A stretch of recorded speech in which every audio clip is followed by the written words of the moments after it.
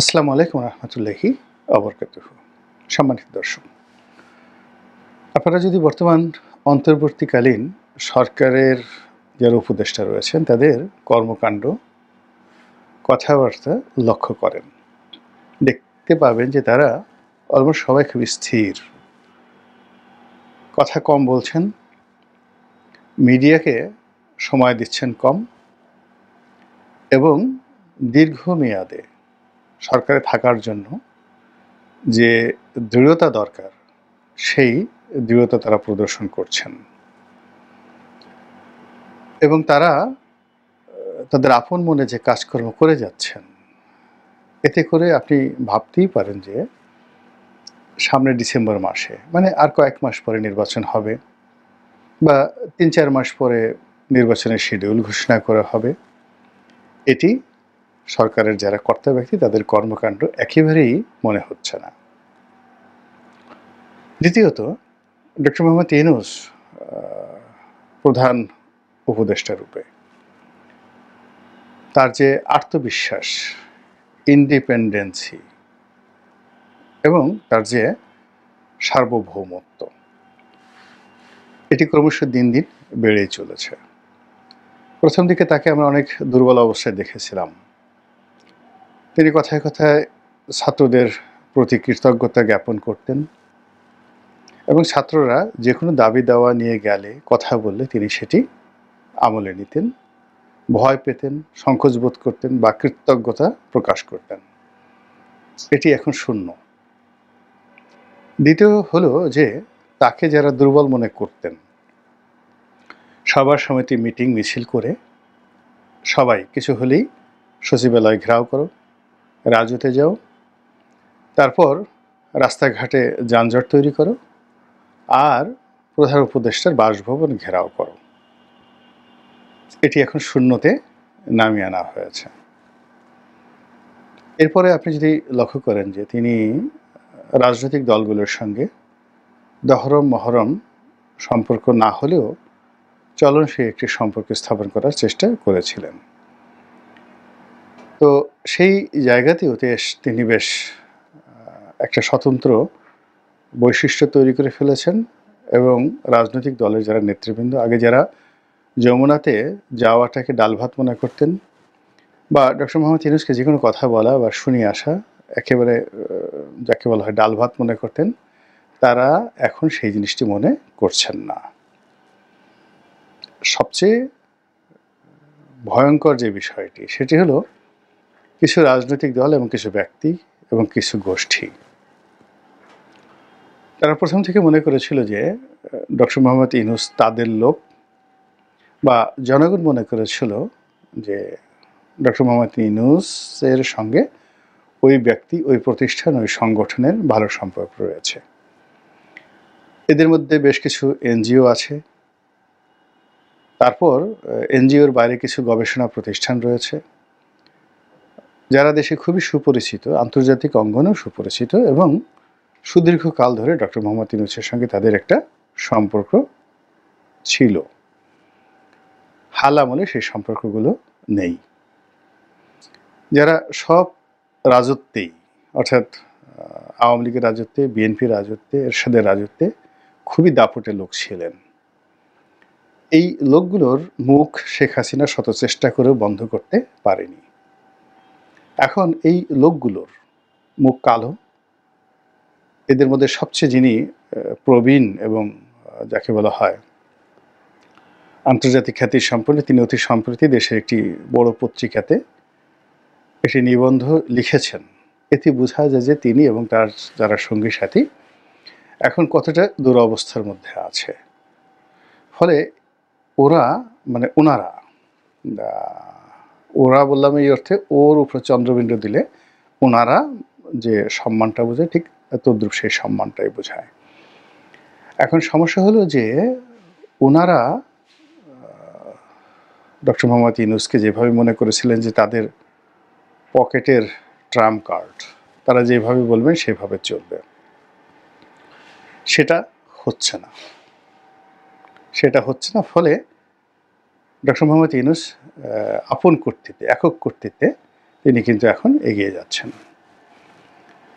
দ্বিতীয়ত, পুলিশের মধ্যে যে আওয়ামী প্রীতি ছিল, বিএনপির বিভক্তি ছিল, বিএনপির দাপট ছিল, জামাতের দাপট ছিল, এটি ক্রমান্বয়ে কমতে পুলিশ এখন মোটামুটি একটা নিউট্রাল পথে এগোনোর চেষ্টা করছে, এবং সেখানে সঙ্গত কারণেই এখন যারা পুলিশের কর্তা ব্যক্তি রয়েছেন তাদের সঙ্গে সরকারের, অর্থাৎ অন্তর্বর্তীকালীন সরকারের একটা সম্পর্ক প্রফেশনাল ওয়েতে হয়ে গেছে।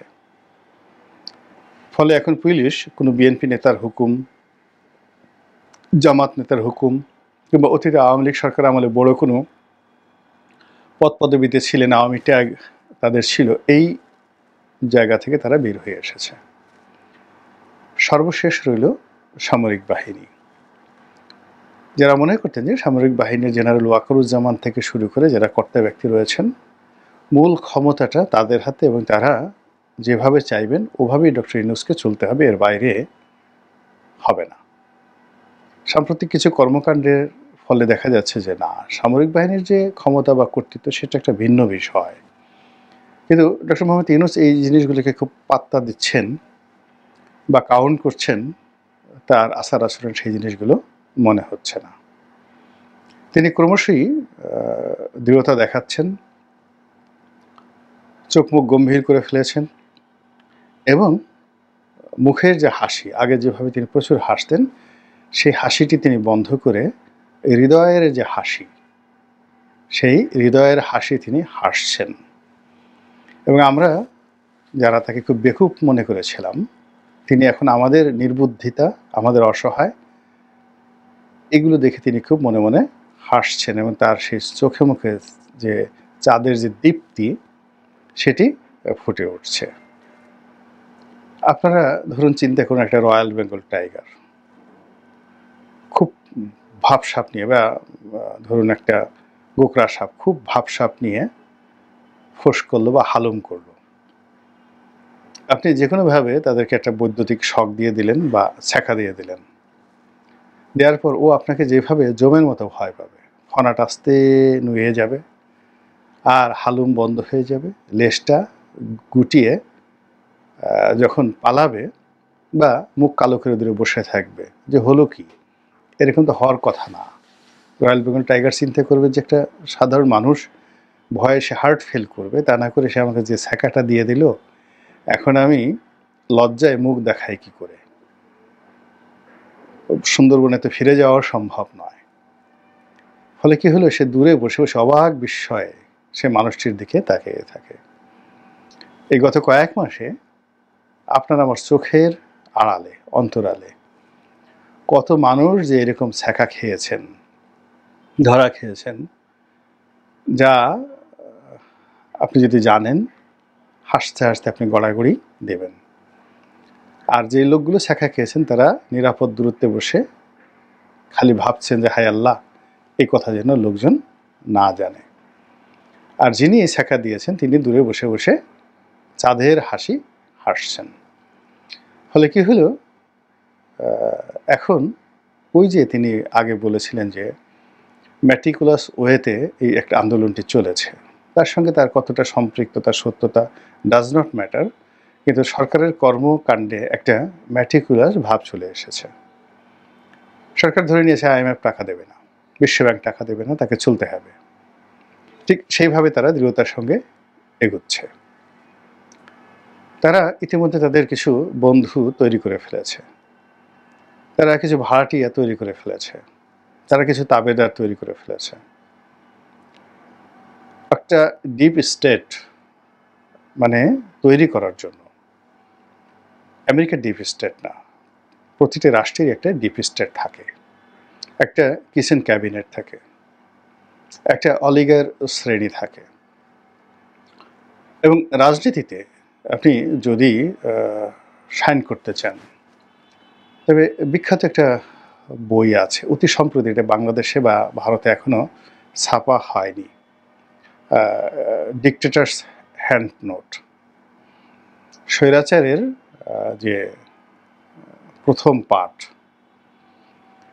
আপনি স্বৈরাচারী হবেন, শক্তিশালী হবেন, এটার জন্য আপনাকে কি কি করতে হবে, যে কাজটি আজ থেকে 5,000 বছর আগে রাজারা করেছিলেন, ঠিক একই কাজ হিটলার করেছেন, একই কাজ ইন্দিরা গান্ধী করেছেন, শেখ হাসিনা থেকে শুরু করে যত রেজিম সবাইকে মোটামুটি সেই কাজগুলিই করতে হয়েছে।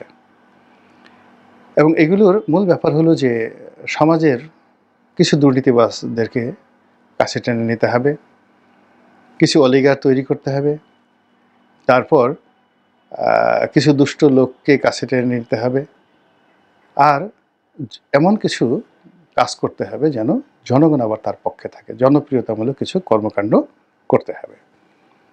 আবার সঙ্গে সঙ্গে কিছু মানে জনগণকে উস্কে দিয়ে একে অপরের বিরুদ্ধে মানে তাদেরকে ব্যস্ত রাখতে হবে। গত 3-4 মাসে যদি বাংলাদেশের বড় বড় কতগুলো ঘটনা দেখেন, রাজপথ যেগুলো নিয়ে গরম হয়েছে, যেই রাজপথের সঙ্গে আসলে ডক্টর মোহাম্মদ ইউনূসের সরাসরি ওরকম সম্পৃক্ততা নেই। রাজপথ থেকে যে দাবিগুলো এসেছে সবাই তার কাছে চেয়েছে, তিনি দেবেন কি দেবেন না এ কথা কোনো কিছু তিনি বলেননি। তো সব মিলিয়ে তার যে অবস্থা, সরকারের যে অবস্থা, যা কিছু আছে, এটিতে একটা নতুন মাত্রা যুক্ত হয়েছে। ইউরোপীয় ইউনিয়নের লোকজন দল বেঁধে আসছেন, তারপর আমেরিকার লোকজন দল বেঁধে আসছেন, ভারতও তলে তলে যোগাযোগ রাখছে, পাকিস্তানের লোকজন দল বেঁধে আসছে।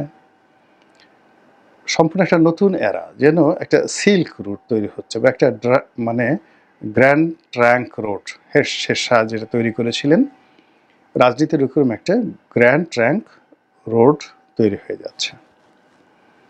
অনেক সম্ভাবনাগুলো নষ্ট হয়ে যাচ্ছে, আর অনেক যেগুলো কেউ কল্পনা করেনি সেগুলো নিয়ে নতুন করে সম্ভাবনা তৈরি হয়েছে।